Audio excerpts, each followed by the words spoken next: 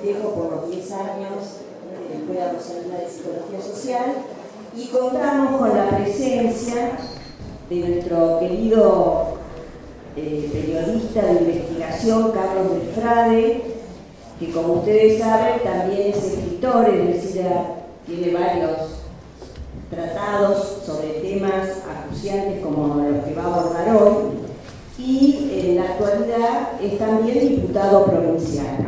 Así que, bueno, tenemos el orgullo, el honor y un gran agradecimiento a Carlos, que suele ser docente anualmente en nuestra escuela, que lo hemos invitado, y acá está después de una charla como profesora en la radio, para desarrollar el tema Geografía Narco, el negocio del sistema. Así que, bueno, ni más ni menos, lo dejo con ¿Cómo les va? Buenos días. La verdad que es un gustazo estar acá y poder compartir con ustedes las experiencias que en mi caso surge del único trabajo que sé hacer, que aprendí a hacer y que todavía me falta mucho, que es aprender a escuchar bien a nuestro pueblo para contar bien lo que le pasa a nuestro pueblo. Escuchar bien para contar bien. Eso es lo que me parece que la definición de periodista, y como tal lo que vengo a compartir con ustedes son datos, experiencias concretas y un momento muy particular que estamos viviendo en Rosario. Sé que han venido de distintos lugares del país, así que es un gustazo poder presentar algo que tiene que ver con, a mi entender, la actual configuración del sistema capitalista en la Argentina. Nosotros partimos de una realidad concreta. El presente es hijo directa de la historia que viene transitando, en la cual nosotros estamos y a nosotros nos atraviesan las dos cosas. Somos aquello que la historia ha hecho con nosotros, pero también aquello que nosotros decidamos hacer con aquello que la historia hizo de nosotros. Esta es una definición preciosa de Jean-Paul Sartre en el prólogo del libro de Frank Fanon, Los Condenados de la Tierra. Somos aquello que podamos hacer para transformar lo que la historia hizo con cada uno de nosotros. Es un lugar de transformación, no de resignación. Y hoy asistimos en un panorama político a nivel nacional y en muchos estados provinciales de profunda resignación. Incluso partidos tradicionalmente transformadores en la historia argentina se han resignado a dos partidas del presente. Las dos partidas del presente son endeudamiento externo, por un lado, y por el otro lado, resignación ante lo que el imperio, o uno de los imperios, si ustedes quieren, decide Estados Unidos sobre, por ejemplo, cómo combatir, entre comillas, lo que ellos mismos regulan, que es el narcotráfico. Esas dos resignaciones atraviesan la geografía de la Argentina y de cada una de las administraciones provinciales, sean peronistas, radicales, socialistas. Esa resignación es simplemente hacer lo que el sistema manda. Nosotros, si pensamos desde la salud, en todo su principio, todo su alcance como un lugar de lucha para transformar la realidad para que no nos enferme, nos oponemos y decimos que no. Hay que transformar aquello que la historia ha hecho de cada uno de nosotros para hacer otra cosa, que es aquello que necesitamos ser. En ese sentido, nosotros le contamos aquí en Rosario, cuando uno dice Rosario, dice varias cosas. Porque una cosa es la que ustedes imaginan de Rosario, otra cosa es la que ven en los medios de comunicación y otra cosa es la que nosotros vivimos, como en mi caso, hace 53 años. La ciudad de Rosario en la que yo crecí era una ciudad obrera, industrial, portuaria y ferroviaria. En esa ciudad, hasta 1975, solamente el 6% estaba desocupado. 6 de cada 100 no tenían laburo. 94 de cada 100 tenían laburo.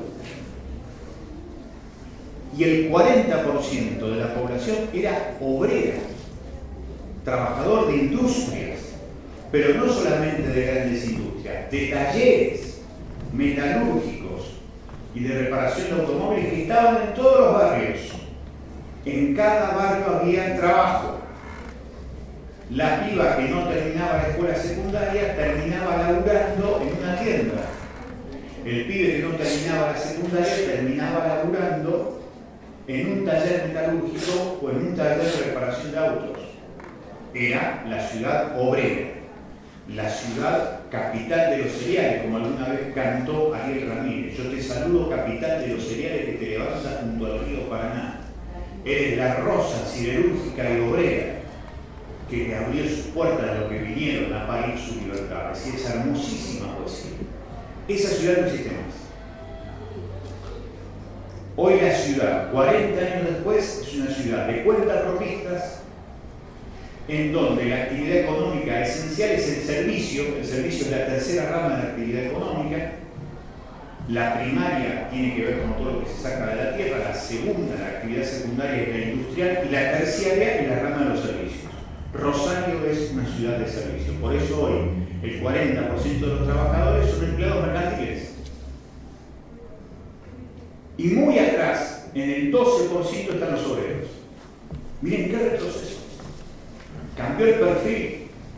Ya no somos más industrial, obrera, portuaria y ferroviaria. Somos ex ciudad obrera, ex ciudad portuaria, ex ciudad ferroviaria.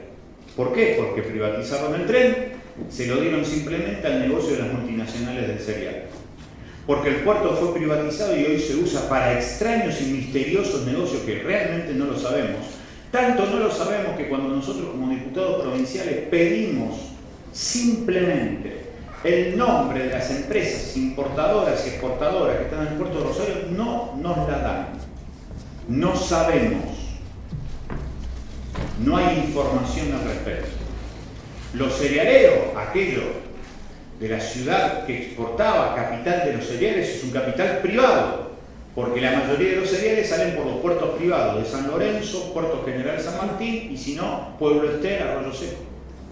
Por acá no sale eso. Entonces, frente a esta realidad, después cambia la realidad dentro de los barrios. Entonces, cuando vos decís, ¿qué es Rosario? Rosario en 1974 fue denominada por las revistas deportivas como la capital nacional del fútbol. Newell's había terminado de salir campeón en el Metropolitano del 74, Central había salido campeón del Nacional del 73, capital nacional del fútbol. Hoy nosotros somos noticias a nivel futbolero por el asesinato de 3 barra bravas en una semana. 2 barra bravas asesinados de Central y 1 barra brava asesinado de Newell's. Cocido a balazos esta semana a la salida de la cancha de Newell's en pleno Parque Independencia. El Parque Independencia es el parque central de Rosario, está acá a 5 minutos del centro de la ciudad de Rosario. Es un parque hermosísimo. Lo cosieron a balazo a las 4 de la tarde en el Día del Periodista, el 7 de junio, que fue el día de la gran movilización que hizo por otra parte el movimiento sindical Rosario en contra de aquello que fue, entre otras cosas, no votar una ley antidespidos a nivel nacional, o el tarifazo este tremendo que nos está golpeando tanto a nivel nacional como a nivel provincial. En ese día mataron con absoluta impunidad. Una impunidad que no tiene que ver con el número de policías. Hoy hay 4 veces más de patrulleros recorriendo la calle de Rosario que hace 6 meses atrás.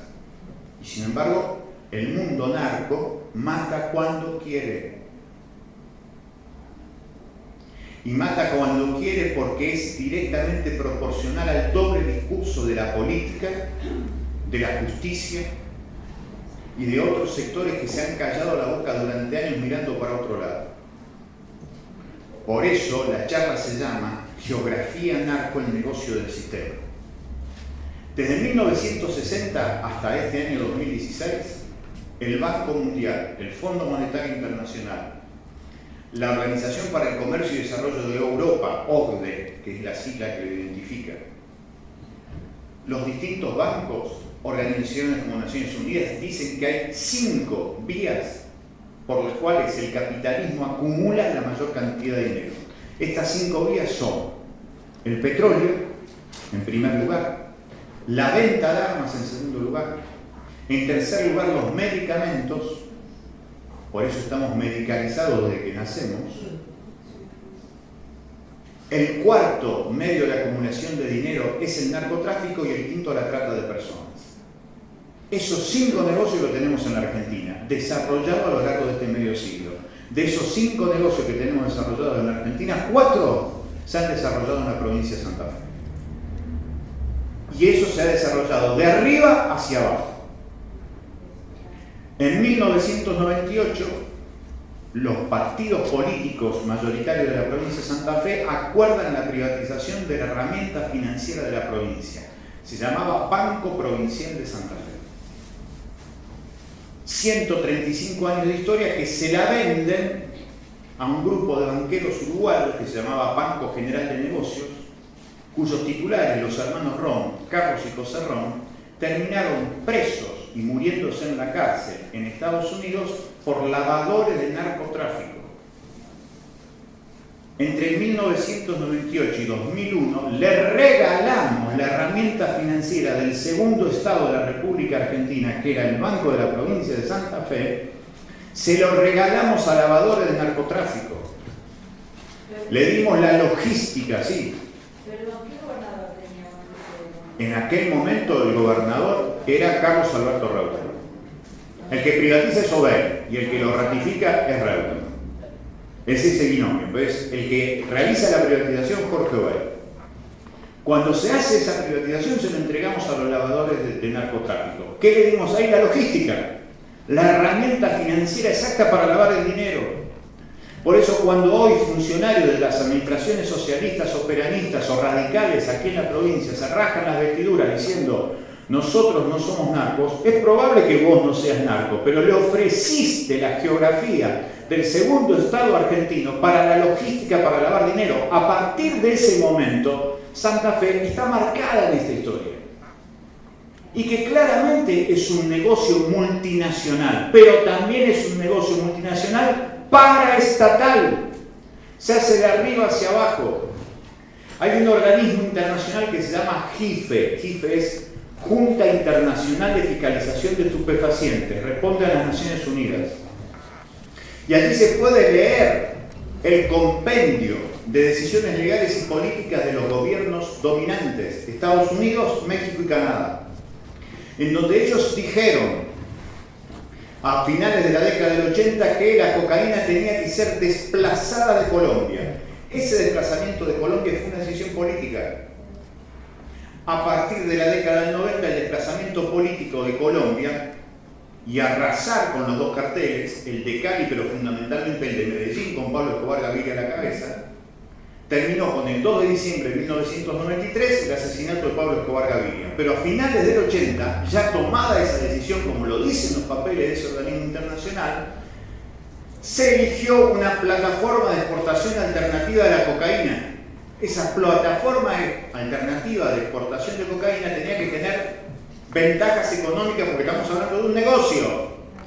Las ventajas económicas tenían que ver con un desarrollo de algo que sirviera para producir cocaína.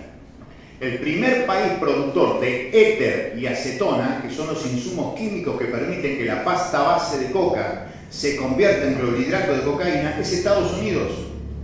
El segundo productor mundial de éter y de acetona es la Argentina. Entonces, a partir de principios de los años 90, se desplazó la plataforma de exportación de cocaína por decisión de los gobiernos dominantes en la región.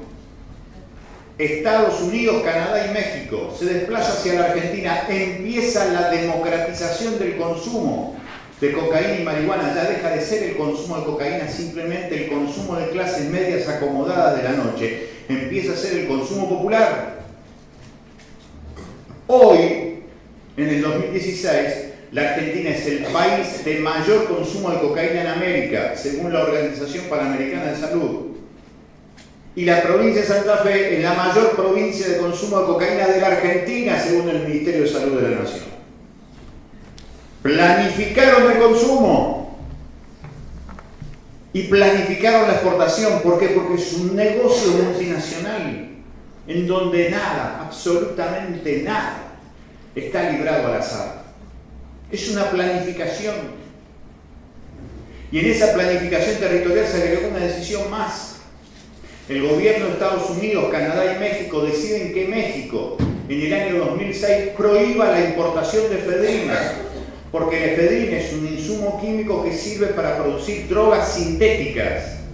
Aquellos que ustedes habrán visto en una serie excepcional que se llama Breaking Bad, en donde está el desarrollo del negocio de la metanfetamina, que se produce en cualquier lugar, se puede producir metanfetamina y que hoy es muy fácil de hacer porque vos te metés en Wikipedia y ponés desarrollo de metanfetamina, te dan las señales exactas para poder producir en tu casa. Entonces se prohíbe la importación en México por decisión coordinada entre México, Canadá y Estados Unidos. Y se empieza a producir una mayor cantidad de efedrina que empieza a aparecer en un país. ¿Cuál era el país que importaba libremente la efedrina a partir del año 2006? La Argentina. Nosotros importábamos hasta el año 2006 20 kilos de efedrina por año. Por año. A partir de decisión de México, a partir del 2007, empezamos a importar más de 20 toneladas por año de efedrina. De 20 kilos a 20 toneladas.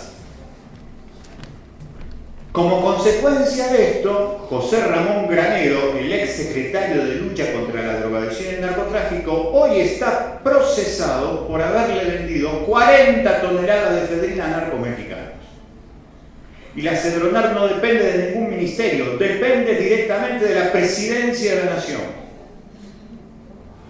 A partir de ese momento se desarrolla el negocio de las bandas que antes estaban solamente administrando la violencia en los barrios de los grandes conurbanos, Buenos Aires, Tucumán, Córdoba, Mendoza y Rosario. Y empiezan a aparecer en lo que ellos llaman el palo de la droga. En el año 2006 en Rosario se constituye un gran negocio del señor Cristóbal López, el casino, el City Center, que está a la salida de Rosario, Buenos Aires. Y a partir de ese momento, los que manejaban el barrio donde se constituyó el City Center, Las Flores Sur, ese barrio de allí, de lo que significa La Granada, todos esos barrios, barrio 17 de agosto, se terminan convirtiendo ya no solamente en los que manejan el barrio, sino que se convierten en negocio de violencia y negocio de narcotráfico. La banda de los monos, que muchos de ustedes habrán visto en los medios de comunicación nacionales, estoy hablando para la gente que no es de Rosario. ¿Qué dice la causa judicial? Se constituyó la banda de los monos en un gobierno de facto en los barrios. Manejaban las calles, las casas y los cuerpos. Gobierno de facto. Mientras tanto, los gobiernos existentes, municipales, provinciales y nacionales, miraron para otro lado. El poder de los monos comenzó a crecer. Primero desde la violencia, después desde lo económico. Hasta el año 2013 la ciudad de Rosario tenía 4 grupos que manejaban el negocio narco. Zona sur, pero con influencia en toda la ciudad, los monos. Zona centro, la banda de Esteban Lindor Alvarado, que hasta la semana pasada estuvo preso en Campana porque lideraba la llamada banda de los rosarinos, que era la banda vinculada al robo de automotores de alta gama y al robo de autopartes. En el norte de la ciudad de Rosario estaban los pillines vinculados a la barra brava de Central, y en el oeste de la ciudad de Rosario Luis Medina. En la zona de Villa Gobernador Galvez, que es una ciudad pegadita a Rosario, tal como está pegadita a Avellaneda de Capital Federal, allí lo separa el Riachuelo, acá lo separa el Arroyo Saladillo, allí los Bassi, la familia Bassi. En la zona de Granadero Baigorria, yendo hacia el norte de Granadero Baigorria hasta Puerto San Martín, los Zacarías, el clan Zacarías. Esa era la estructura en el año 2013. Nosotros lo denunciamos en la Comisión de Seguridad de la Cámara de Diputados y por primera vez, frente a las cámaras de televisión de toda la ciudad, decíamos los nombres de los 4, por primera vez. Y lo denunciamos ante la Justicia Federal. 3 años después, la banda de los monos, su corazón y su cerebro hoy está desflecado. El cerebro de la banda de los monos eran 4. Por un lado, el Guille Cantero, que está detenido desde el año 2013. El Guille Cantero sigue manejando el negocio de la cocaína y la marihuana desde la prisión, desde Piñero en un primer momento y ahora desde Rawson. En el centro, la madre de ellos, Celestina Patricia Contreras, más conocida como la Cele, que todavía está en el barrio, porque accedió a lo que se llama el juicio abreviado, en donde ella reconoce, sí, yo formé parte de una banda de asesinos que matamos mucha gente y que tenemos armas. Reconociendo eso, le dieron 3 años y está en libertad. Es impresionante el juicio abreviado. Es impresionante lo que dicen, porque el juicio abreviado, ¿qué es? Es una propuesta que le da el fiscal y le dice: ¿ustedes aceptan formar parte de una banda de asesinos? Sí. Bueno, por eso le damos 3 años. Impresionante. Lo que queda claro es que no, el juicio abreviado no es una garantía, es al revés, es una garantía para ellos. Por lo tanto, es muy interesante pensar que el juicio abreviado está bien, que es un sistema interesante, pero no se puede aplicar a todos los casos, porque no todos los casos son iguales. No podés dejar a una manga de asesinos en libertad, porque aparte te lo dicen, nosotros matamos y andamos en eso. La tercera persona, el Monchi Machuca, Ramón Machuca, conocido como el Monchi Cantero, es el que estaba prófugo hasta hace poco. Ustedes habrán visto incluso 3 entrevistas que dio por televisión estando prófugo de hace 3 años. El cerebro de la organización, el más pensante de todos, el que decía a quién había que matar y dónde, el que acaba de estar detenido. Y el cuarto, que aparte del corazón y del cerebro de esta organización, el pájaro Cantero, Claudio Cantero. Claudio Cantero, asesinado el 26 de mayo de 2013, justamente en Villa Gobernador Galvez, en un boliche Infinity Night, qué inglés que tengo, Infinity Night, cuya propiedad era del señor de Marre, a quien el vice Cantero manda matar un día después. Va a declarar de Marre, ya lo perseguían dentro de tribunales, dice la leyenda, y lo terminan matando en el inicio de la zona sur. Fue tremendo porque lo siguieron desde adentro de tribunales. Ese es el panorama. Ellos caen con este desplegamiento de estos 4 tipos, algunos por asesinato, otros porque están presos, otros porque están vigilados, empiezan a caer. Y el poder de fuego va mutando de línea. ¿Qué es mutar de línea? Cambiar de patrón. Entonces hoy en Rosario, lo que hubo a partir del 25 de mayo son asesinatos de barras bravas que en realidad no hacen negocio con lo que está dentro de la cancha, sino que desde la cancha hacen negocio con lo que puede pasar afuera. Nosotros siempre decimos, el negocio de la cancha chica del fútbol se ve en la cancha grande de la realidad. Entonces cuando matan al barra brava de Central, que manejaba operativamente la barra, el jefe de la barra se llama Andrés Pillín Bracamonte, pero durante muchos años estaba separado de eso. El que manejaba operativamente, el que iba a las canchas, el que tramitaba con la policía para dejar ingresar las banderas y demás, era Julio César Navarro, más conocido como Cara de Goma. Lo terminan matando el 25 de mayo porque la noticia sale el 26. ¿El 26 qué es? El tercer aniversario del asesinato del pájaro Cantero. ¿Por qué lo matan? Porque desde el 8 de noviembre de 2014, la barra brava de Central, que se llama Los Guerreros del Infierno, ponen como trapo, como bandera en el corazón de la hinchada, una bandera que dice pájaro Cantero siempre presente. ¿Qué quería decir ese mensaje? Nosotros seguimos al pájaro Cantero, adentro y afuera de la cancha. Entonces claramente la señal era una señal para Pillín Bracamonte, para que se cuide, porque iban por el negocio de los que seguían el negocio del pájaro Cantero. ¿Quiénes son los que hoy están en eso? El señor Esteban Lindor Alvarado, que acaba de quedar libre a partir de la última semana de mayo por una extraña decisión de un juez de San Isidro que lo deja libre. El tipo ha vuelto a la ciudad y se quiere quedar con el dominio de los barrios. Para quedarse con el dominio de los barrios tiene que exterminar a los que todavía siguen fieles a la subbanda de los monos. Eso es lo que está pasando en los barrios. Nosotros lo estamos diciendo en todos los lugares posibles. No tenemos nada para protegernos salvo la palabra, la exposición, el conocimiento público. ¿Por qué lo hacemos? Porque estamos absolutamente convencidos que si no hablamos somos cómplices de lo que viene sucediendo. Que hay que apurar a los sectores judiciales. La justicia federal ha sido cómplice de todo lo que ha venido sucediendo en estos años. Recién el 28 de diciembre del año pasado, el juez Bailaque, juez federal de aquí de Rosario, determinó, después de 10 años de actuación narcocriminal de los monos, recién el 28 de diciembre del año pasado, en el Día de los Inocentes, como si fuera una provocación, como si fuera una broma, El 28 de diciembre del año pasado determinaron efectivamente la banda de Los Monos una banda narcocriminal. Chocolate por la noticia. Ese largo sueño que durmió la justicia federal se llevó cargada más de 40 vidas en Rosario. Porque el drama de este negocio del capitalismo lo sufre la pibada. La pibada desesperada que en esos barrios en donde antes había laburo y ahora no hay, donde antes había laburo porque era la ciudad obrera, industrial, portuaria y ferroviaria, y hoy ya no es, ya no hay de dónde agarrarse materialmente. Y el sistema puso en esas geografías dos de sus grandes negocios: armas y narcotráfico, con complicidades oficiales.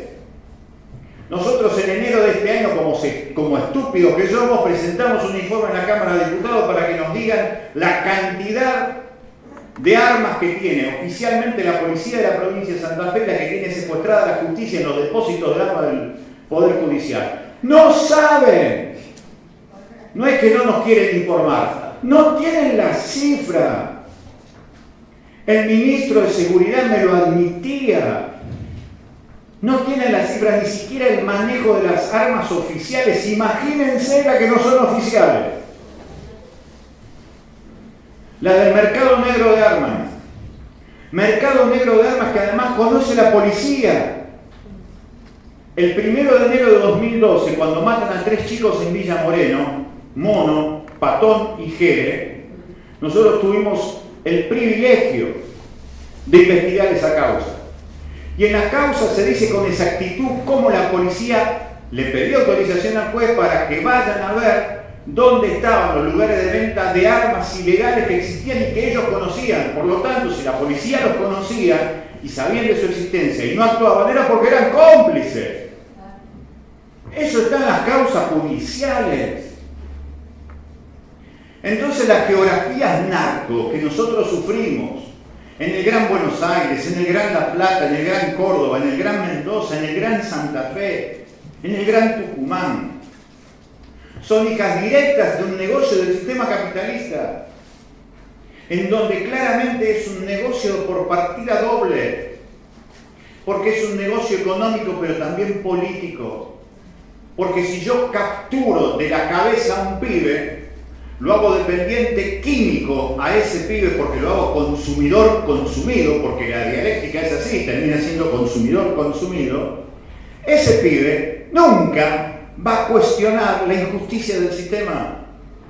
Y el sistema gana una victoria extraordinaria. No vamos a tener más una juventud revolucionaria porque vamos a tener una juventud consumidora. No va a haber una juventud que cuestione, va a haber una juventud adormecida y desesperada por consumir la basura que le pongan porque de chiquitos nos enseñan a ser consumidores. ¿Qué es el capitalismo? Es fundamentalmente la consecuencia de dos pautas culturales: profundo consumismo y profundo individualismo. Y a partir de eso nos hacen consumidores de otra cosa. Por eso lo primero que hay que hacer es rehabilitar el circuito de la palabra. No es casual lo que ha pasado en la Argentina. En 1975 manejábamos, como siempre nosotros decimos, manejábamos 8.000 palabras cada uno. 30 años después manejamos solamente 800 palabras. 10 veces menos de palabras. Por eso la palabra adicto significa sin palabras. Porque si vos no tenés palabras para describir el presente, si vos no tenés palabras para describir el futuro, ¿cómo te imaginás tu esperanza? ¿Cómo imaginás tus sueños si no tenés palabras para decirlo? Y cuando vos no tenés palabras para decir, empezás a repetir las palabras que alguien te dice por vos.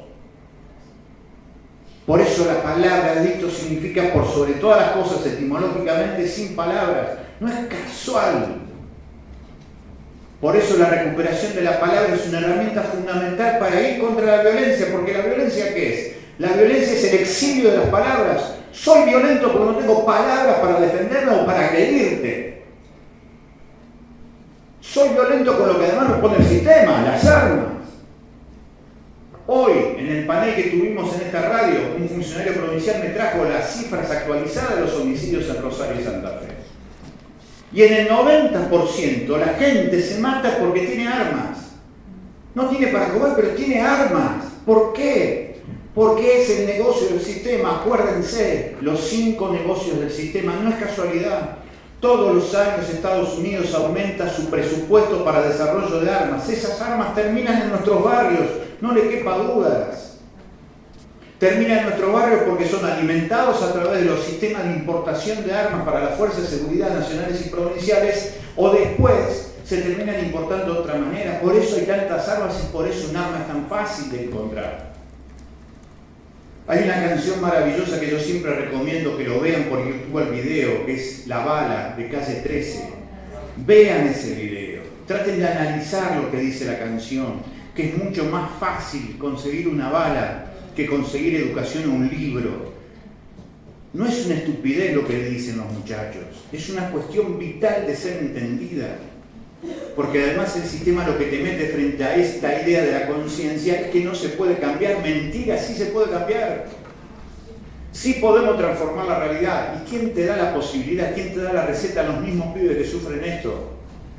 Nosotros siempre contamos una de las frases que más me impactó escuchar en 30 años de periodismo. En 30 años de tratar de escuchar bien para contar bien lo que pasa. Un pibe de Barrio Maú, donde hace poquito mataron a uno de estos muchachos, me decía a mí, yo tengo 16 años. Yo sé que a los 21 me matan o me muero. Lo único que le pido es que no me diga lo que está bien o lo que está mal. Para mí, lo que está bien es tener un buen celular y un buen par de llantas, que como siempre digo, yo aprendí ahí que las llantas eran las zapatillas. Así que no me diga lo que está bien o lo que está mal. Yo creo en esas cosas. Y después me dijo una segunda parte de la frase. Yo lo único que le pido es que si usted está a mi lado, yo vea si lo que usted me dijo es verdad o no. Si eso que usted me dice, usted lo aplicó o no. Yo siempre digo que cuando yo escuché esa frase, yo me quedé sin palabras, pero sabía que esa frase era el principio del libro sobre esto del narcotráfico. Fui y lo escribí, fue la frase inicial del libro. Ahora, cuando lo escribo y me siento frente a la pantalla de la computadora, ahí me doy cuenta que tiene 2 momentos la frase. El primer momento es algo así como la conciencia de la pesadilla. El pibe sabe que va a morir. Tiene una conciencia de que su vida es finita en poco tiempo. Pero al mismo tiempo el pibe me hace un pedido en un segundo momento. El pibe me dice que por favor esté cerca de él para saber si lo que yo dije era verdad o era mentira. ¿Ay, qué me está diciendo? Me está diciendo 3 cosas. Me está pidiendo 3 cosas. Nos está pidiendo 3 cosas a todos los que somos militantes sociales y políticos. 3 cosas nos pide el pibe. El pibe nos pide cercanía. Que estés a mi lado, dice el pibe. Compromiso. Que lo que vos me digas sea verdad. Es decir, que lo que diga con la boca lo sostenga con el cuero, como decían nuestros viejos. Y por sobre todas las cosas, que esa relación esté basada en el afecto, en el cariño. Entonces me dice cercanía, afecto y compromiso. Una extraordinaria receta que sirve para cualquier militante social o político, que sirve para cualquier trabajador de la disciplina que sea que se quiera acercar a la realidad para transformarla. Porque ese pibe me está diciendo, si me salvás a mí, salvás al universo entero. Y es verdad. Y a mí me da la sensación que el sistema capitalista desinforma de 2 maneras. Primero, ocultando la identidad de los delincuentes blancos, los delincuentes que tienen guante blanco. Por ejemplo, les cuento la historia de los monos, pero ¿dónde lavaba dinero los monos? Lo lavan acá en el centro de la ciudad, en empresas como Transatlántica, en empresas como Rosenthal, ahí lavan el dinero. Pero el día del arquero va a haber allanamientos en Rosenthal o en Transatlántica. ¿Por qué? Porque son parte del sistema, porque bancan a los medios de comunicación, porque van los jueces también para lavar dinero, van los políticos a lavar dinero. Entonces esos lavadores de dinero nunca aparecen. Ahí es una forma de desinformar. ¿Qué te dicen los medios ahí? Terminan siendo culpables las víctimas. Un pobre menos pobre, se matan entre ellos, son la noticia. Ahora, los lavadores de dinero de guante blanco, ¿dónde están? No lo dicen. Primera pauta de desinformación. No informar nombre y apellido del multiplicador del dolor, del delincuente de guante blanco, del que da el cachetazo, no del que lo recibe. Primera manera de desinformar. Y segunda forma de desinformar. Nos contagian pesimismo. Nos dicen frente a esta realidad, no se puede. Mentira. Lo que tenemos que ser conscientes de lo que vemos todos los días cuando nos levantamos y vamos a laburar. En los colectivos, en las calles, lo que vemos todos los días son cientos de personas igual a nosotros que se levantan para hacer el bien común. Maestras, maestros, enfermeras, enfermeros, médicos, ingenieros, arquitectos, psicólogos sociales, psicólogos, todo lo que quieran. Miles y miles. Somos más. Somos mucho más. Pero eso nos lo han naturalizado de tal manera en la cabeza que nos hacen creer que definitivamente no existe. No existe que los buenos somos más. Que es una estupidez decirlo, que forma casi parte de un discurso de una religión. No, es de la realidad concreta. Darnos cuenta que formamos parte de una mayoría que todos los días pelea por el bien, que pelea porque haya un futuro mejor, eso es verdad. Y a la larga o a la corta, muchachos. En la pelea entre la suma y las restas, algún día, por lógica propia, los que somos más, le vamos a ganar a los que somos menos. Nos tenemos que dar cuenta de eso, que formamos parte de una realidad que se puede transformar, porque la realidad que está hecha por la mayoría de la gente quiere vivir distinto, mejor, en paz, con justicia y con laburo. Así que la desinformación es no solamente ocultar la identidad del delincuente de guante blanco, sino que también es, por sobre todas las cosas, hacernos creer, inocularnos permanentemente el sentimiento de la imposibilidad del cambio. No se puede cambiar, por eso lo que dijimos al principio, resignarnos. La única manera de buscar guita es contrayendo créditos con el extranjero. Nunca... Por ejemplo, hacer una reforma impositiva y que paguen los que nunca pagaron. Eso se ve todos los días. Se ve en la política provincial, en la política municipal, en la política nacional. Filosofía de la resignación, por esto que dice el sistema. Por eso estamos convencidos que las geografías narcos se pueden transformar. Ahora, para responder a la idea de la transformación de la geografía narcos, tenemos que darnos cuenta que es un negocio del sistema. Por lo tanto, el gran cuestionamiento que tenemos que hacer es justamente al sistema, es justamente al capitalismo. Recuperar las palabras para superar el individualismo. Recuperar el compromiso para superar el consumismo. Y potenciar desde abajo respuestas y exigencias de trabajo para volver a poner en los barrios lo que los barrios antes tenían. Si tengo cosas para darle a un pibe para que le empate a la seducción de las drogas y las armas, gano al pibe. Y si gano al pibe, la cosa va a ser distinta. Estamos acá porque somos absolutamente optimistas que podemos hacer la transformación. No solamente porque se puede, sino porque realmente debemos ser protagonistas de esa revolución definitiva para que la vida sea una felicidad para todos y no, como siempre decimos, la propiedad privada de unos pocos. Muchísimas gracias y disfruten.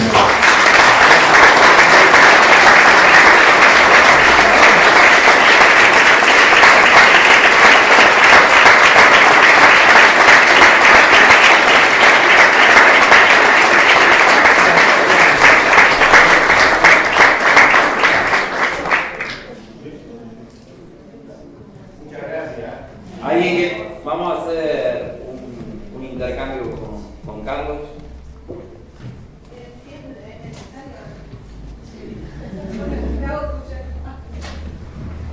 Bueno, un gusto escucharte, la verdad que es un placer. Dos cosas.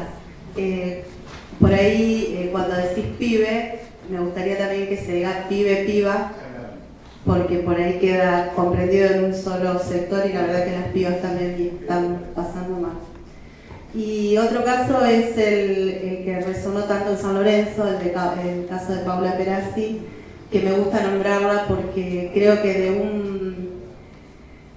no sé cómo llamarlo, pero podría haber sido que no es menor, pero un crimen pasional a encubrir un montón de sectores que, bueno, el pobre padre está tratando de develar y de qué opina sobre este caso tan emblemático.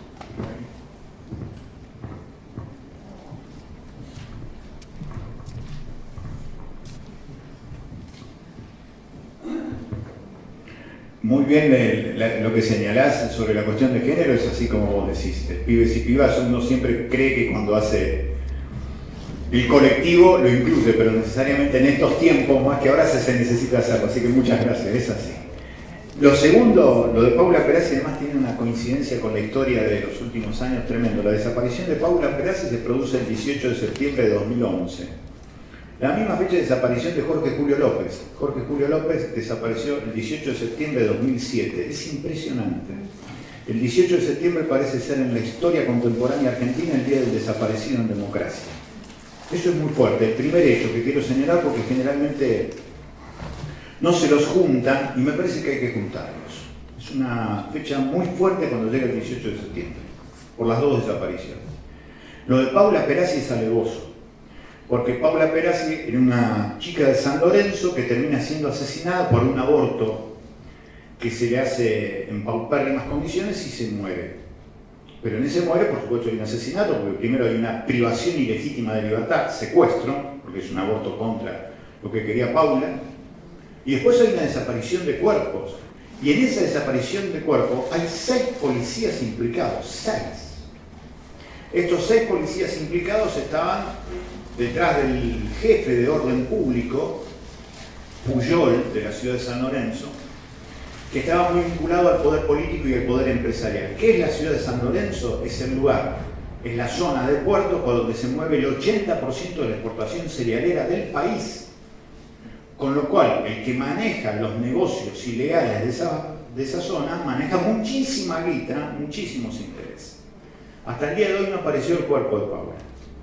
El papá de Paula, Alberto Perazzi, como bien dice la compañera, está buscando desesperadamente, desde hace 5 años ya, se van a cumplir ahora, está buscando desesperadamente un huesito de Paula, como siempre dice Alberto.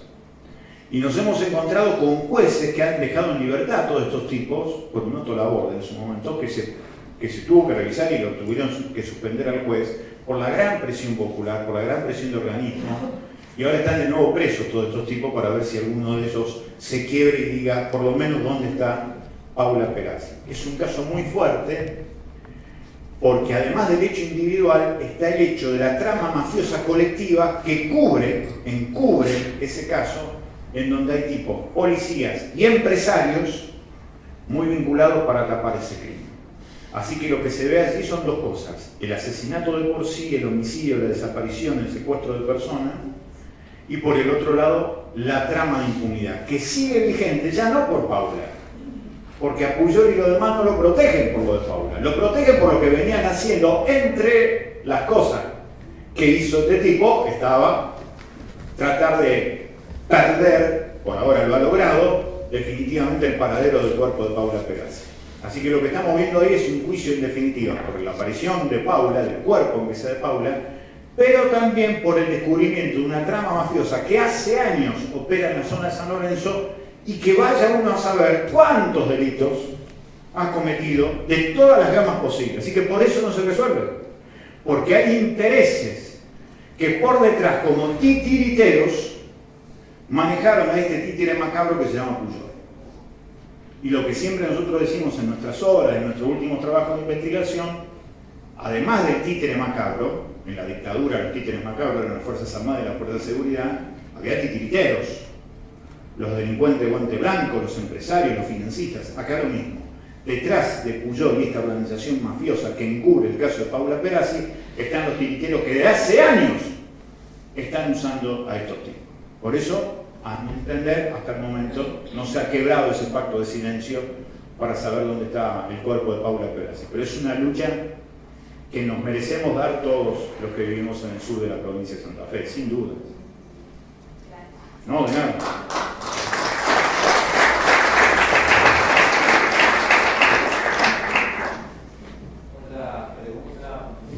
Betina.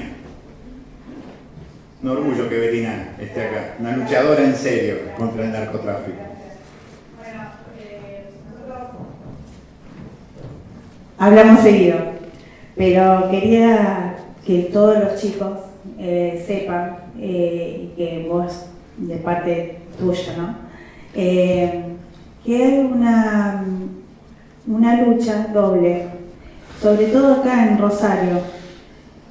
Primero es la realidad que vivimos. Yo soy mamá de un chico adicto y Carlitos del Frede fue el primero que supo cuando yo denuncié a los narcotraficantes porque estaban arruinando la vida de mi hijo y a consecuencia de eso me quemaron el auto y de la desesperación el primero que avisé fue a Carlitos. No es fácil tener a un hijo adicto en la familia, es devastador. No solamente es el problema del chico, sino el problema de la familia. Es un problema social, pero aparte es un problema social porque la familia no puede desarrollarse, no puede brindar nada al otro, ni puede brindar nada a la sociedad porque se desintegra. Es ir a dormir pensando que tu hijo no se vaya, recibe una sobredosis, se tira abajo de un vehículo, vaya a robar, vaya a buscar dinero desesperadamente en algún lado y que te lo traiga muerto o esté tirado en una zanja. Yo a mi hijo lo saqué de todos los lugares posibles. A mi hijo le di todas las posibilidades que ustedes se pueden imaginar. No es fácil, ellos no entienden. De este punto de vista, quería decir dos cosas. Desde el estudio de la psicología, yo no entiendo por qué no se hacen las leyes en relación a lo que hace la droga en el cerebro de un chico. ¿Cómo podemos considerarlo una persona de derecho cuando los derechos de él no los puede reconocer? Y ahí está cuando el nene dice que va a vivir hasta los 21 años, pues no tienen un proyecto de vida. Antes de ayer fui a tribunales y hablé con él, porque había un nene que estaba en crisis. 15 años le había destruido toda la madre, le pegaba a la madre, a la hermana, enfrentaba al padre, destruyó toda la casa. La mamá no quería volver a su casa. Allá habíamos hecho una internación compulsiva, donde acá en Rosario te lo llevan al Agudo Ávila, te lo empastillan y te lo devuelven como si fuera un paquete. Nosotras las familias, nosotras las mamás, ¿qué podemos hacer? Le pedí al juez que no quería una internación compulsiva para ese nene, que quería que le hagan un tratamiento compulsivo. Entonces me dijo, no, la ley de salud mental no lo permite. Le digo yo, ¿y los derechos de los niños? Ese niño tiene derecho a tener una vida feliz, a poder curarse, tiene derecho al acceso a la salud. Usted, ya que tanto la justicia arreglan todo, quiero que me arreglen esto, porque de acá no me voy a ir. Lo arregló, y pudimos llevar al chico para que comience el tratamiento, porque los chicos adictos son adictos pero no son estúpidos. Saben que si no cumplen una orden del juez, van a venir a buscarlo y se la van a hacer cumplir. Y eso no lo quieren tampoco. Por eso, yo de este punto de vista veo que tanto la justicia es una justicia que no está del lado nuestro, de las familias de Rosario. Estuve en Cedronar y los chicos iban y decían, vengo a internarme. ¿Acá dónde lo internamos? ¿Dónde internamos a los chicos? Los chicos que no tienen obra social. Al Agudo Ávila, ni un perro llevamos ahí. Por eso yo pienso que hay que atacar todos los lugares, el narcotráfico, el tema de la salud, el tema de ver a los chicos su capacidad mental. Poder hacerlos estudiar, no se los puede hacer estudiar normalmente, porque no quieren, no les importa, no quieren saber nada. Ellos quieren ver cómo hacen para conseguir su bolsita. He visto chicos que se han drogado con lo que ustedes ni se imaginan. y han hecho cosas que ni se imaginan. Ayer estuve en el Mangrullo hablando del tema de género y de la violencia que hay. Es impresionante los padres que violan a los hijos. Yo te escuchaba y salí porque me agarró todos de los nervios. Es que no se dan cuenta de lo que están haciendo con nosotros.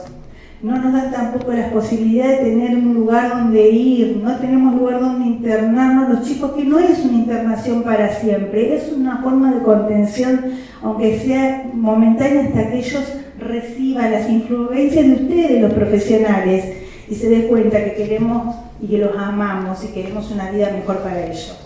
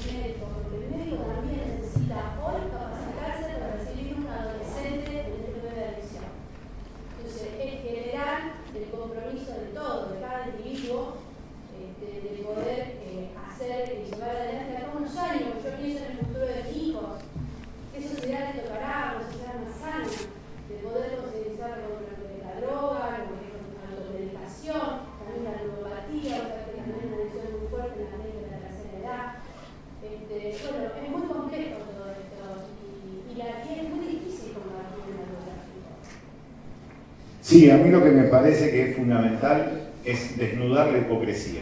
El primer elemento es denunciar el doble discurso en todos los factores de poder institucionales. Poder judicial, poder político, poder mediático, poder empresarial. Porque cuando empezás diciendo la verdad, aunque sea dolorosa, es un principio de solución. Cuando empezás negando la realidad, es muy cuesta arriba. Hace 2 semanas atrás me llamó la atención y lo destaco. El gobernador de Córdoba, Schiaretti, salió a hacer una declaración muy fuerte, muy interesante, que dijo: nosotros hay barrios en Córdoba, en el Gran Córdoba, que ya no manejamos, están siendo manejados por el narcotráfico. Me pareció una extraordinaria confesión que no se escuchó en ningún gobernador, y menos del tamaño y la importancia de la provincia de Córdoba. Uno sabe toda la historia de Schiaretti, puede presentar más sombras que luces probablemente de la propia historia de Schiaretti, pero en ese momento estuvo muy bien. Nosotros en la provincia de Santa Fe no vamos a escuchar nunca, por lo que viene en los últimos años, decir eso, que hoy, por ejemplo, en el debate que tuvimos, hoy un fiscal reconocía que hay territorios manejados por el narcotráfico. Y vino después otro funcionario en donde dijo que no, con esa cuestión de la negación. Por eso, para mí es muy importante la denuncia. Y también lo que sí creo es que es necesario generar esto que decía Bettina. Lugares de centros de internación en cada barrio son fundamentales. En su momento se negó eso porque la visión imperante en la política de la provincia fue que no tenía que haber centros de internación, que bastaba con centros de día y que la familia se hiciera cargo como pueda de los chicos con adicción. Terrible lo que contó Betina, lo que escuchamos todos los días en los barrios de distintos lugares de la provincia. A veces no se puede porque rompen todo, porque hacen cualquier tipo de violencia contra sus seres queridos. Entonces me parece que eso se va a cambiar por la presión de la gente, va a haber una legislación en donde de hecho se pida y se exija que haya centros de internaciones, y la cuestión de los laboratorios es otro gran tema, porque nosotros hemos denunciado cómo en el esquema impositivo de la provincia los distribuidores de remedios le han bajado incluso el impuesto que pagan. Esto es una señal del poder económico, por eso dijimos de entrada que el tercer negocio del sistema capitalista es los medicamentos, así que eso tiene que ver. Así que lo que me parece que, más allá de la complejidad, hay que denunciar a cada uno de los actores de esa complejidad, uno por uno y de acuerdo a cómo viene el momento. Pero tener una política, y la primera política es denunciar, no hacerlo en forma solitaria, en forma colectiva, juntarnos con gente que aunque no comulgue la misma idea, está en el mismo lugar social. Alguien que esté en un centro de salud es probable que no comparta tu visión política, pero sí comparte la necesidad de trabajar más de las 6 de la tarde porque tiene que cerrar a las 6 de la tarde porque tiene miedo de lo que le puede pasar en la ida o en la vuelta del trabajo. Así que esa es una compañera, un compañero, lo mismo con las escuelas. Así que me parece que sí, es complejo, pero si uno habla y se junta con otra, la cosa es mucho más simple. El primer paso, insisto, es la denuncia de esa realidad en la que estás. Y yo en ese sentido sigo siendo absolutamente optimista. Hay que hablar, hay que decir. Y no en forma solitaria, porque en forma solitaria no solamente que te silencian con más facilidad, sino que te da miedo. Entonces el miedo en todo caso hay que socializarlo, para que las mochilas del miedo sean proporcionales a cada uno. Pero me parece que en esa misma complejidad está la posibilidad también de ganar. A mí no me quita a nadie esa idea, porque lo hemos visto cuando se ha denunciado la corrupción en pequeños pueblos de 2.000 habitantes, en donde el intendente habla porque hay una manifestación de 30 personas en un primer día y después de 200 que le piden decir que el comisario es el que libera la zona. Entonces al principio no lo hace, pero después cuando son 200 se da cuenta que su destino político tiene que ver con los 200, hace caso, lo sacan al comisario y durante meses ya después no hay distribución de droga, se cambió la realidad. Y se cambió con eso, a veces con simplemente identificar quién es el corrupto o la corrupta y sacarlo de ahí. Y me parece que esas cosas sirven. Y por lo que yo veo en pueblos de la provincia de Córdoba, de Santa Fe, de Entre Ríos y de Buenos Aires, de Misiones, donde me ha tocado estar, se pueden cambiar esas cosas y se pueden mejorar. Así que hay que contar las ganadas, hay que saber que hay ganadas y que sirven para hacerse fuerte desde ahí. Estoy convencido de eso. Sí, sí. Sí. ¿Qué rol le cabe a la legislación nacional y provincial? Porque nos estamos olvidando. Sí, sí, nosotros por lo menos, yo te digo lo que nosotros estamos haciendo. Nosotros estamos haciendo no solamente esta cuestión de denuncia de lo que creemos que son complicidades del Poder Judicial y policiales, sino que nosotros creemos que hay que impulsar un ministerio de deporte para que el deporte esté presente en los barrios, que haya trabajo estable, seguro y en blanco para todos los pibes menores de 30 años, los pibes y las pibas, como decía la compañera. Y estamos aplicando eso, porque nosotros creemos que la solución pasa por la expansión social del pibe y no por la represión. Entonces nosotros creemos que hay que poner trabajo, deporte, alegría, educación y salud al alcance de los pibes. Ese es nuestro proyecto. Al mismo tiempo que denunciamos la corrupción en el poder policial, en el poder político y en el poder judicial. Eso es lo que estamos haciendo. Y estamos insistiendo con esa idea y creemos que hay que hacerlo también a nivel nacional. Nos corremos un poco del debate sobre la cuestión esto del narcomenudeo, porque se empieza a aplicar. Este es un proyecto de Estados Unidos, que lo aplicó la DEA en Colombia, en Brasil, en Chile, en México, con resultados catastróficos. El narcomenudeo, ¿qué significa? Ir a perseguir pobres por tenencia de droga, diciendo que en realidad venden droga. Te vas a encontrar, como pasó en Capital Federal, provincia de Buenos Aires y Córdoba, donde está el narcomenudeo, en donde el 50% de los que quedan presos son consumidores. Y claramente un consumidor merece una política sanitaria, no de represión. Pero acá en la provincia ese discurso está muy candente, porque claro, la gente en el barrio necesita una respuesta al dolor de lo que fue una entradera o un homicidio de alguien querido y te piden eso. Nosotros decididamente, con mucha firmeza, con modestia, porque somos 2 diputados sobre 50, vamos a decir que no queremos la ley de narcomenudeo, porque la ley de narcomenudeo vuelve a poner el acento en los sectores empobrecidos de la sociedad. Así que no van a contar con nosotros con la ley de narcomenudeo, pero la van a impulsar. Entonces yo digo, antes de poner un impulso de perseguir a los pobres, yo soy de la idea de que hay que poner plata del Estado, de lo que sea, en los barrios para que haya trabajo. Exactamente, nosotros decimos que hay una narcosoncera, nosotros hablamos de narcosonceras. Una de las narcosonceras es Estado ausente. Se escucha mucho, Estado ausente. Mentira, nosotros decimos que es una narcosoncera. El Estado está presente siempre. La cuestión es la forma, porque puede estar presente de forma virtuosa, con una escuela, con un hospital, con un centro de atención o de recuperación para las chicas y los chicos que tengan adicciones, o puede estar presente de forma corrupta con la policía. Entonces, no es que sea Estado ausente, es un Estado presente de forma corrupta. Eso es lo que hay que terminar. Entonces nosotros decimos que esté presente el Estado, pero de forma virtuosa. ¿Cómo? Con laburo, con deporte y con cultura. Que haya un playón para jugar a la pelota con 24 horas de luz va a servir. Que haya un lugar de trabajo para las chicas y los chicos del barrio va a servir. Lo tiene que poner el Estado porque los empresarios privados, como siempre, no hacen gala de eso que tanto cacarean, que es la función social de la empresa. Por supuesto que eso no existe, es un discurso nada más de ellos. ¿Lo tiene que poner el Estado? Sí, lo tiene que poner el Estado. Entonces hay que discutir de las partidas presupuestarias. Nosotros en la provincia tenemos un presupuesto enorme, 106.000 millones de pesos. Ahora, para adicciones, 0,6%. Que da bronca, porque ese es exactamente el tamaño de la importancia que le da la política. La política dice, no, nos importa mucho recuperar a los chicos. No, te importa el 0,6%, no te importa más que eso. Porque la política le tiene el presupuesto, en la provincia, en los municipios y en la nación. Entonces yo digo, el Ministerio de Industria, que hay un tipo muy importante, que ponga laburo.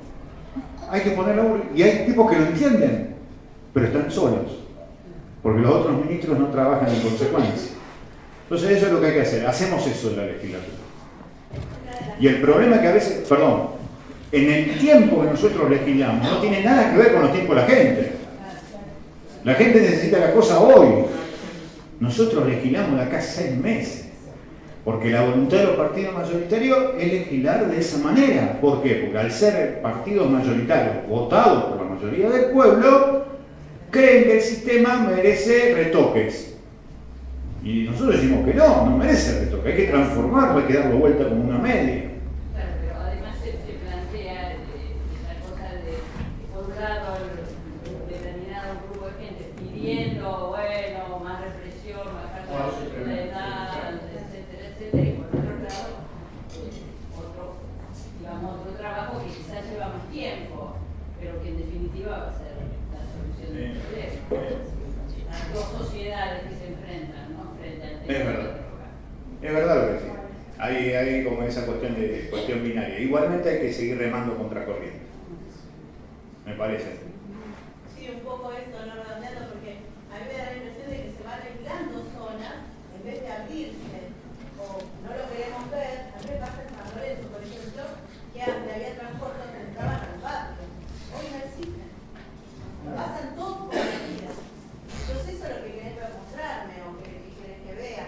Si entraran a los barrios, se abrieran los barrios, y bueno, pongan más protección a los ómnibus, pongan a los taxistas, vean de qué manera, pero me parece que dejarlos, que sectorizar y ya es marcarlos también.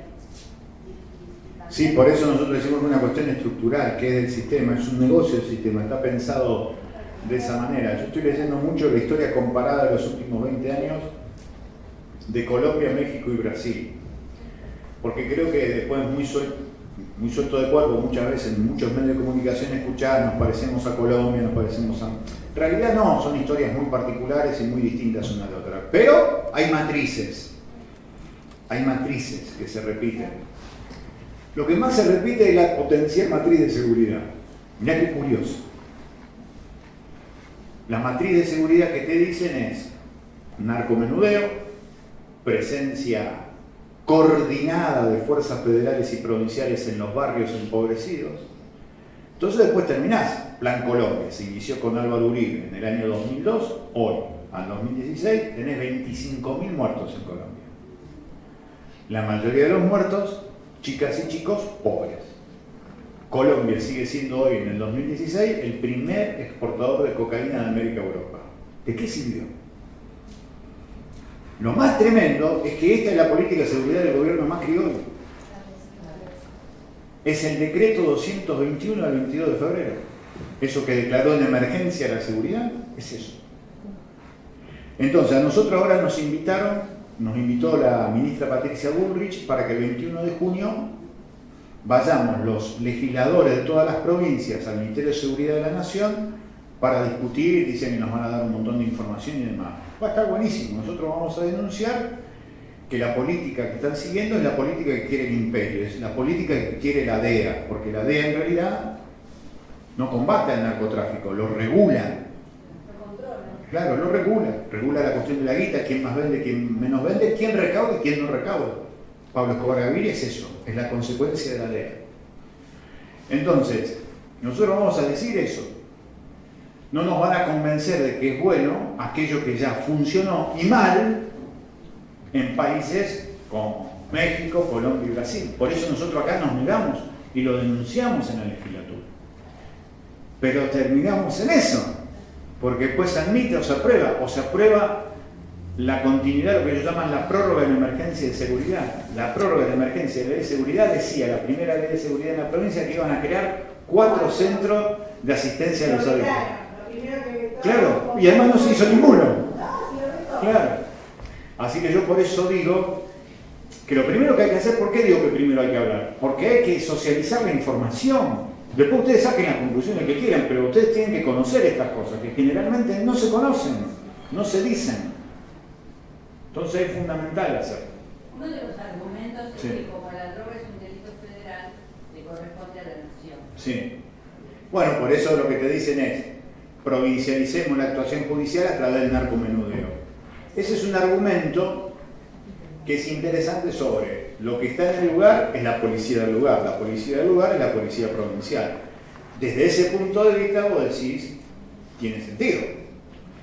Pero en la práctica concreta, el narcomenudeo al que persigue es al pibe que en todo caso vende, con suerte, 1 kilo por mes. Con suerte, alevosa. Entonces vos vas a llenar la cárcel de esos pibes. ¿Resolviste el problema? No. Porque el financista que trae el kilo de pasta base que viene de Perú y de Bolivia al centro de Rosario y que después se corta en los barrios rosarinos, ese no lo tocás.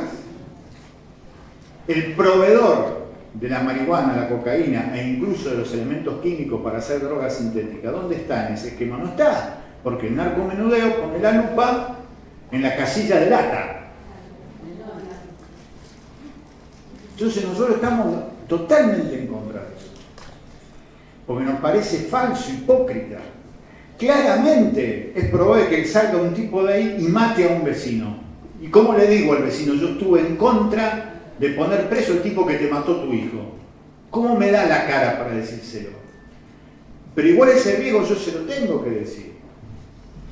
Porque es muy probable que ese tipo que termina matando, lo matan porque es un tipo usado por un tipo que no está en el barrio, que no va a estar en su perra vida en ese barrio, pero que hace mucho guita con ese tipo. Al que sea matador o matado, porque termina siendo así la dialéctica, lo va a reemplazar por otro, porque nadie lo toca a ese tipo que hace negocio. Ahora, esa discusión hay que darla con la gente, hay que darla de cara a la gente. Y entonces cuando vos hablas con los vecinos y te dicen, nosotros queremos 100 policías, ahora vos metés 100 policías y el narco mata cuando quiere, como se demostró esta semana en Rosario. Entonces en el barrio necesitas solamente policía, no hace falta laburo, sí te dice la gente. Bueno, si hubiera laburo, ese pibe que hoy está laburando de soldadito o de dealer, de vendedor, ¿podría haber laburado hoy? Sí, te dice. Bueno, ¿qué hace más falta? ¿Un policía o un tallercito? Y el tipo te va a terminar comprendiendo que hace falta el tallercito. O a lo sumo te va a decir, poneme las 2 cosas, está bien, bárbaro, pero no ponga una sola, porque va a fallar. O si no, si esa sola además es policía, te va a fallar. Nosotros fuimos al Ministerio de Trabajo de la Nación para pedir trabajo, talleres para los chicos que estaban en recuperación, porque en los barrios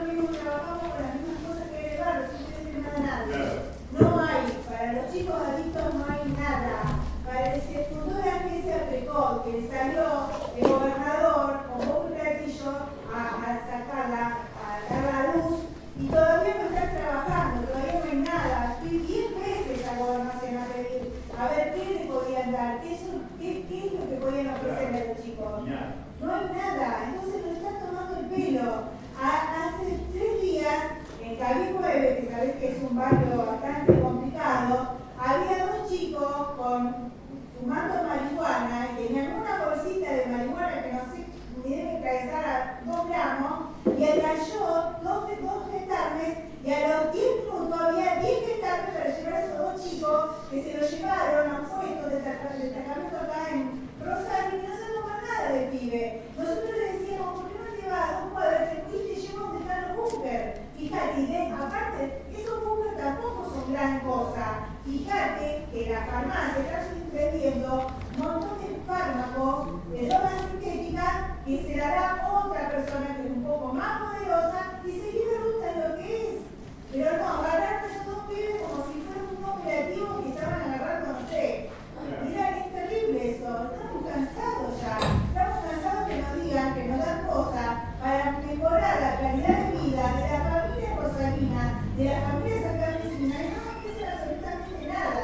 Vamos a la justicia y nos dicen, llevate a tu hijo adicto y arreglátela, porque acá no podemos ofrecer nada. Y si te jode mucho, llevalo, que le pastillen o que le metan una droga para que esté 3 días pelotudo y entonces por conocerte compone, venir de vuelta a volver a inyectar.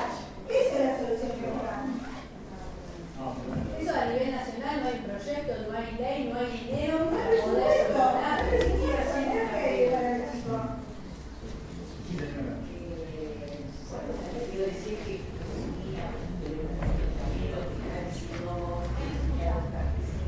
realmente me aporta mucho para tener conocimientos sobre el tema de la droga y la prevención. Por atrás, coincido con eso, que en relación al tema de la droga está como está la responsabilidad policial y política. ¿Qué podemos también, cómo es el tema también de hablando del poder político? ¿Cómo ha venido siendo los gobiernos nacionales en los últimos años, el partido del gobierno nacional, en relación al tema de la droga? Sí, eso yo te lo dije al principio. Sí, no hay ningún problema. Yo creo que nosotros tuvimos, en el gobierno del kirchnerismo, nosotros tuvimos una década ganada por el narcotráfico. Con el kirchnerismo una década ganada en el narcotráfico. Yo digo esto a partir de lo que es el ejemplo de José Ramón Granero, esto que yo les conté sobre la efedrina, que se importó la efedrina para dárselo a los narcos mexicanos. Hay una causa en relación a eso. Lo cual no quiere decir que todos los kirchneristas participaban de eso, pero en ese caso, sobre lo que significó el negocio de la efedrina y el crecimiento exponencial que tuvo, la distribución de cocaína y cómo aparecieron en todas las provincias, todo esto, evidentemente ahí ganó mucho terreno el narcotráfico. Y en el fútbol también. Y en el fútbol también, claramente. Por eso digo, eso me parece que es una cuestión muy evidente, muy concreta. Lo que no quiere decir, insisto, que no haya habido incluso algunos desarrollos políticos interesantes para ir en contra de eso. Pero oficialmente se produjo eso. Vos tenés el nivel de consumo que tuvimos durante esta década, fue muy grande, muy grande. La década fue realmente muy grande. Y yo creo que ahora lo que se sigue en adelante siguen siendo los planteos que van a Estados Unidos, así que vamos a tener cada vez más consumo. Y que fue muy grave todo lo que pasó con la cuestión de las drogas sintéticas, con el LSD, en esto de las raves, de estas fiestas electrónicas, porque nosotros hasta tuvimos a la presidenta del Consejo Municipal acá en Rosario, que salió a decir vamos a montar incluso servicios médicos para los chicos que consuman éxtasis, y eso fue tremendo, porque era algo así como la legalización y el impulso estatal de un negocio ilegal, como era la venta de efedrina, de un concesionario municipal que es el dueño metropolitano, que es Jorge Cura, que es uno de los principales inversores hoy de la política de cualquier partido grande. Así que allí hubo complicidad, yo estoy convencido, y donde Daniela León, la presidenta del Consejo, tiene que ver con eso. El desarrollo de esas fiestas electrónicas durante todos estos tiempos fue cada vez mayor. Y a todo eso lo que sí se impulsó es un discurso que está incluso en la palestra sobre la legalización del consumo como una variante para reducir el negocio. Es para discutir, yo creo igualmente que hay que seguir con mucho cuidado lo que está pasando en el Uruguay, pero igualmente es para discutir. Así que lo que yo creo que hubo, como este es un negocio multinacional, complicidades de gobiernos nacionales, provinciales y municipales, casi en 50% y 50%, como hoy lo dijimos en la radio, y creo que hay funcionarios que funcionaron para el narcotráfico. José Ramón Granero, el titular de la Cedronar, funcionó a favor del narcotráfico. Como hubo otros funcionarios que no, pero este tipo tenía incidencia clara, porque era el que importaba los elementos químicos que después servían para producir drogas. Eso es muy claro. Acá en la provincia de Santa Fe se jugó para el narcotráfico cuando Luis Medina, un narco de acá de Rosario, pone 4 negocios, se lo habilita desde el municipio y de la provincia y se tira para otro lado. Allí hubo complicidad. Cuando Lichi, hoy gobernador, deja armar a los monos después del traslado de las familias para hacer el City Center, allí hubo complicidad. Que se puede decir fue por no la vieron, no lo quisieron ver, sea como sea, el resultado fue el mismo. Entonces, yo creo que hay responsabilidades políticas en un 50 y un 50. Creo que esto internacional influye mucho, que se haya de nuevo elegido a la Argentina como lugar de exportación de las drogas sintéticas también es muy fuerte. Recién el año pasado Naciones Unidas sacó en su informe. Naciones Unidas saca siempre un informe, que son los 26 de junio. Es el informe anual del negocio del narcotráfico. Y ahí se decía ya el año pasado que la Argentina estaba exportando droga sintética. Ahora, para exportar esa droga sintética es porque hay una distribución muy fácil de los elementos que te hacen producir droga sintética en cualquier lugar, de cualquier punto de la geografía. ¿Pudo la Argentina haberse salido del mundo? Solamente si había un gobierno anticapitalista. Y eso no sucedió. Menos ahora va a suceder. Menos ahora. Ahora estamos bien jodidos, porque además el relato del macrismo es el relato del narcotráfico. El macrismo tiene 2 relatos. El primer relato, los ñoquis. Despido de ñoquis. Y el segundo relato, el relato del narcotráfico. Ellos dicen combatir el narcotráfico, por eso montaron esta parodia y mueca de operativo conjunto cuando se escaparon, ¿se acuerdan? Los hermanos Lanata y Esquilache que vinieron a Santa Fe, a quienes presentaron como si eran Pablo Escobar Gaviria, el Chapo Guzmán y el Señor de los Cielos, y eran 3 buches de la policía de la provincia de Buenos Aires. Cuando vos lees la causa del triple crimen de General Rodríguez, decís que eran 3 informantes de la policía de Buenos Aires, y los presentaban como los grandes narcos de la Argentina.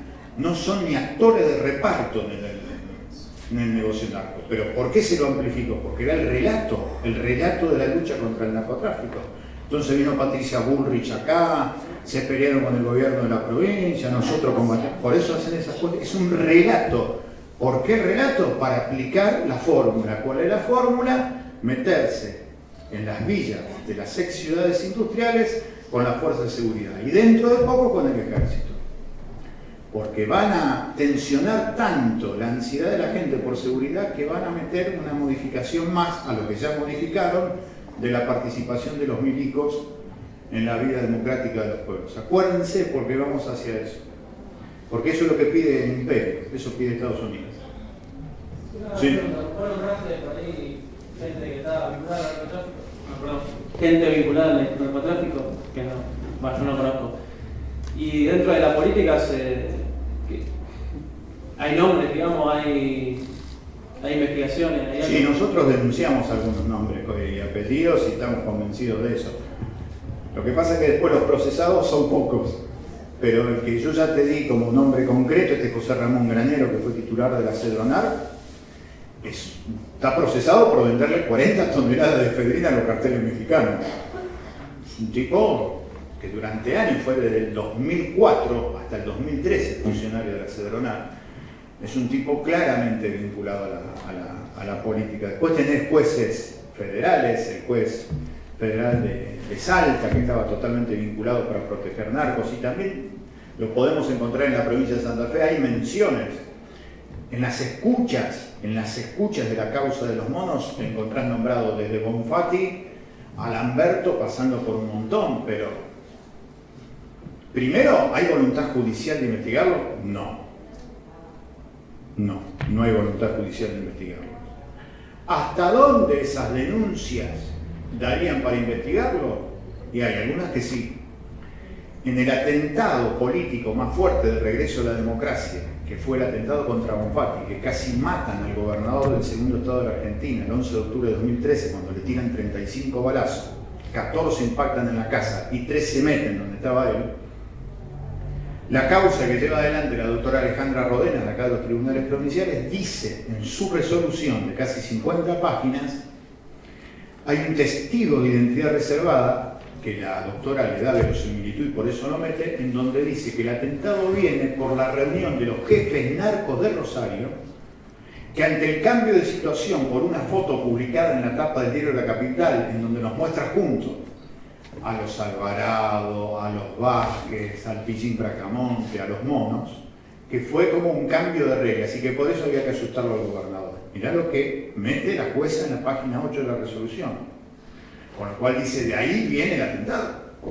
Los jefes narcos dijeron, che, nos cambiaron la regla de juego, vamos a tentar la vida contra el tipo que nos cambia la regla de juego.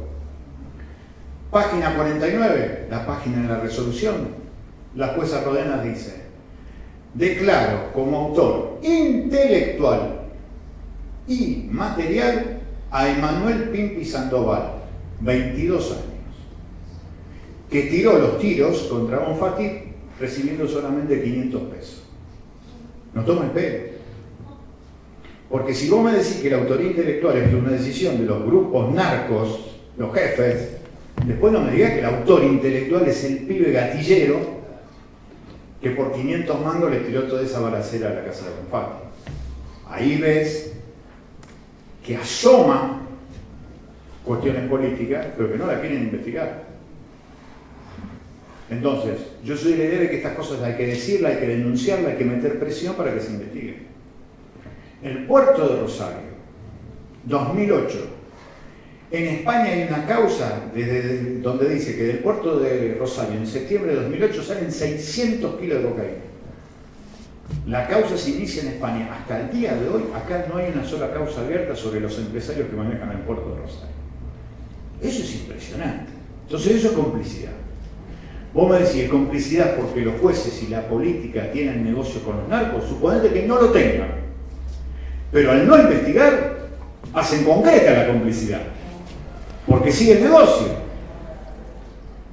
Entonces, ahí están las huellas. En esto que yo te digo, Medina pone 4 empresas y hay sellos de funcionarios municipales y provinciales que lo habilitan. Llamalo al tipo. ¿Por qué lo habilitaste a Medina? Si vos sabés que era un narco, ¿por qué lo habilitaste?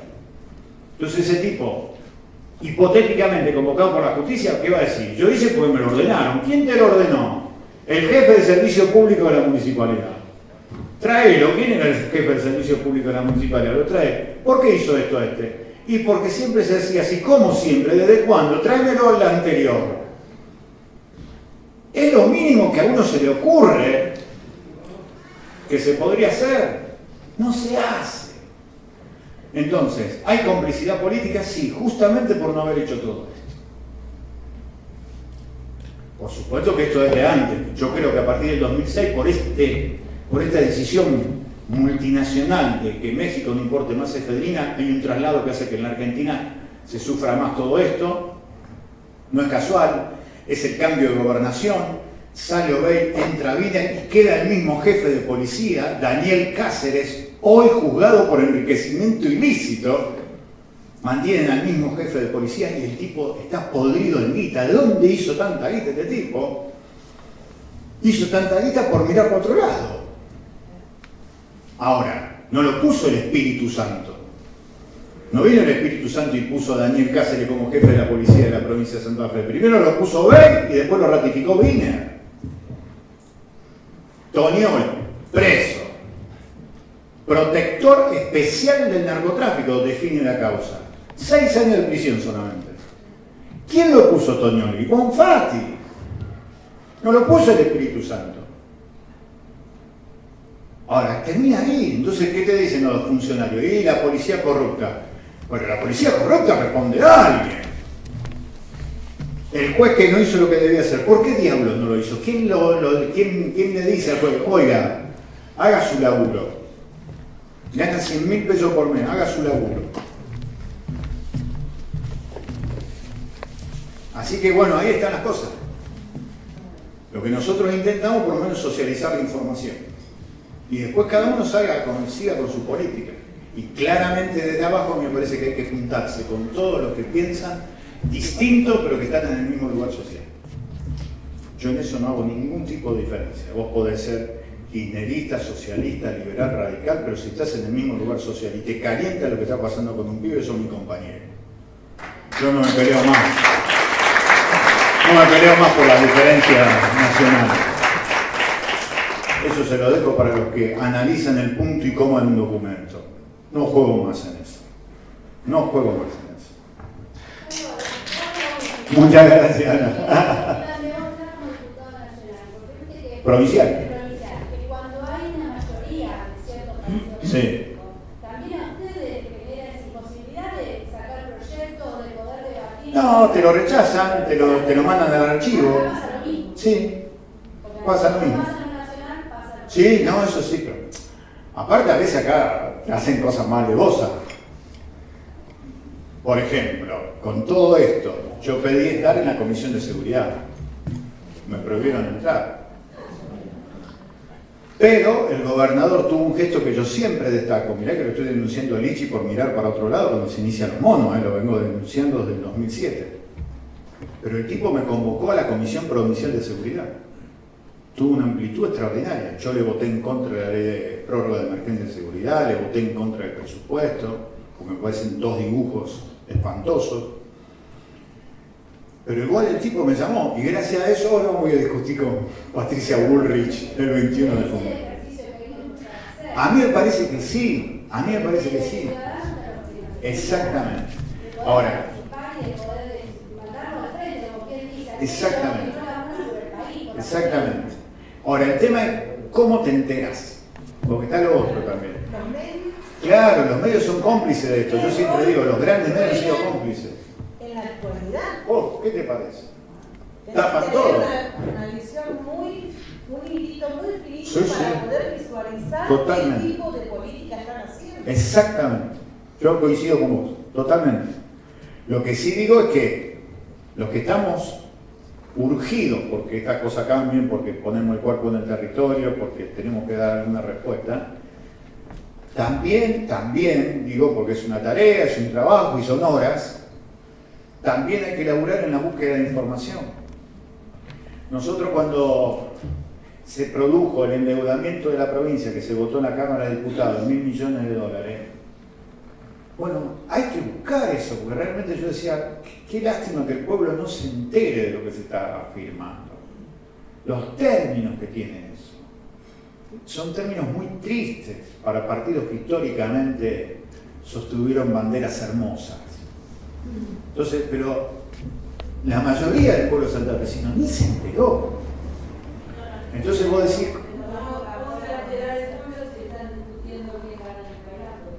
claro, por ejemplo, bueno, es lo que dice la compañera. Claro, yo por eso digo, a mí me parece que es fundamental, por eso, hablar, informar, ser preciso, ser muy preciso, dar nombres, y después que cada uno saque su conclusión política y haga su militancia. Pero tengamos la posibilidad de informarnos, porque sin información es muy difícil compartir la realidad. Sí. Aplaudo mucho, reconozco mucho y admiro la decisión de las personas que ven, como dijiste vos en la primera parte de tu intervención, que es un futuro que se puede cambiar. Pero si hablamos de la segunda parte, o sea, cuando vos dijiste que vas a ser un campesino, es como que en el futuro no lo veo tan. O sea, veo que nos van a invertir, nos van a van a seguir avanzando, van a seguir promoviendo toda esa actitud. Hay una cuestión que se arreglar que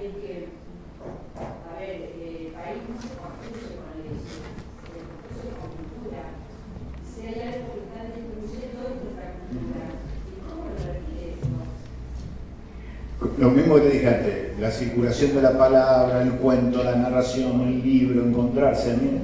Y bueno, pero es la única manera, porque si no, ahí sí, vayámonos a casa y esperemos el final.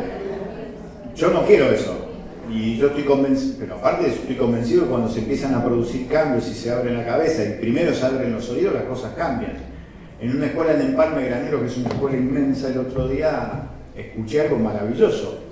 Hasta principio de año, hasta abril de este año había mucha violencia que los pibes, por supuesto, traían de afuera. Y era muy feo todo lo que se vivía. Entonces a las maestras se le ocurrió decir, la disyuntiva cuál era, meter policía en la escuela, ¿no? Pero era la discusión que pasa en un barrio. Meter policías en la escuela o hacer otra cosa. Las maestras dijeron, y bueno, hagamos recreos más largos en donde los pibes jueguen entre sí. Desde el vóley y el fútbol mezclados. Ahora, el que no respeta la regla del juego no juega por una semana. Empezaron así. Desde hace meses no hay un hecho de violencia. Porque todos quieren jugar. Porque a alguien se le ocurrió que podían dentro de la escuela jugar con reglas claras. Jugar con reglas claras. Habilitaron un lugar para el juego con reglas claras. El que es violento no juega. No hay más violencia, porque todos quieren jugar. Entonces yo digo, si ese ejemplo de la escuela de Empalme Granero lo llevas afuera, ¿qué puede pasar? ¿Qué puede pasar? No parece ser algo que demanda mucha guita. Es nutrir a la plaza del barrio de determinadas cositas, luz, supónganse, para que jueguen durante todo el día, pero con reglas claras. El que es violento no entra. El que es violento se queda afuera, al revés. Hoy es el que es violento, tiene chapa. No, nosotros empecemos a decir que tiene chapa ese tipo que no es violento. Hicieron en la escuela y la ganaron. Yo no podía creer. Y te lo contaban los pibes.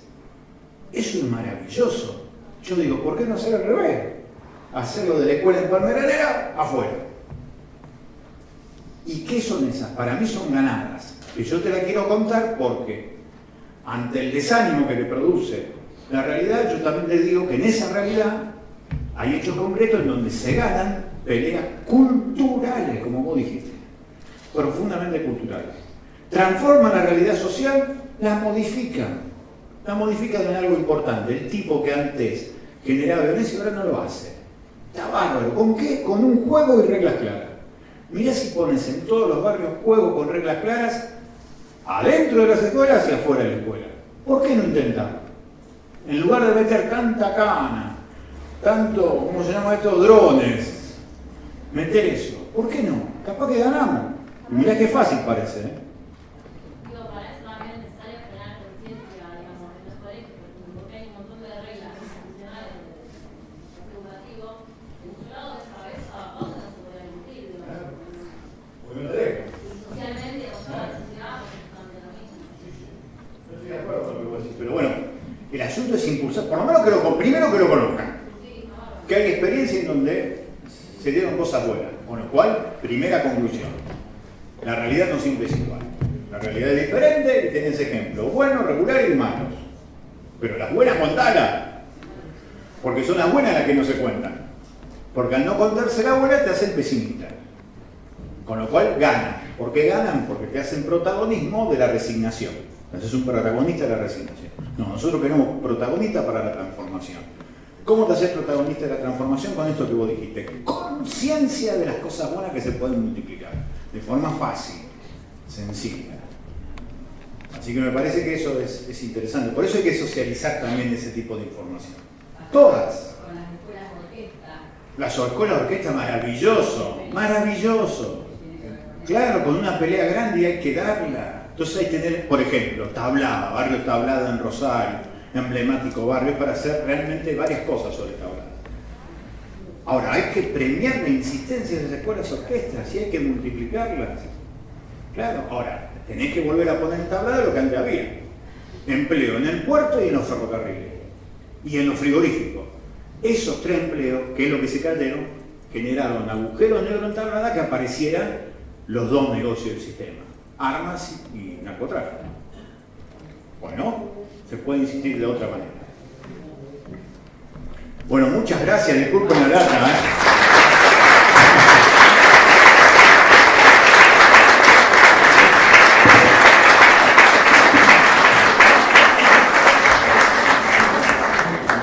Bueno, le queríamos agradecer a Carlos, ¿no? Si pensamos que la psicología social estudia la relación dialéctica y fundante que hay entre el orden sociohistórico y la subjetividad, es imposible dejar afuera los estudios y las investigaciones de Carlos de Frade, que nos pinta la vida cotidiana del rosarino, ¿no?